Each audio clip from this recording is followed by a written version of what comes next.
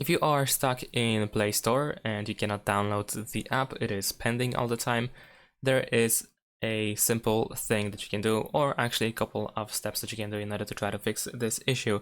So first and foremost, we're gonna just completely turn off the app. We're gonna close it. And after that, what you need to do is turn off Wi-Fi or mobile data, or both actually, depending on what you use.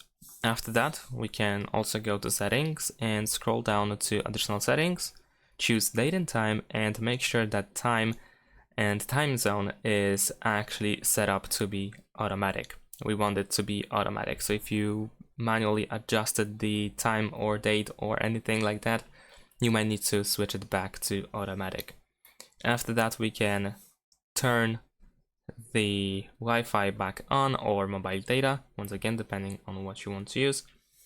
And now we can go back to the Play Store in order to try to download the app again. And if that didn't help, you can also try to simply restart your phone, as most of the time this also just helps. So that's pretty much it. Thanks for watching, leave a like and subscribe to my channel, and see you in my next videos. Bye!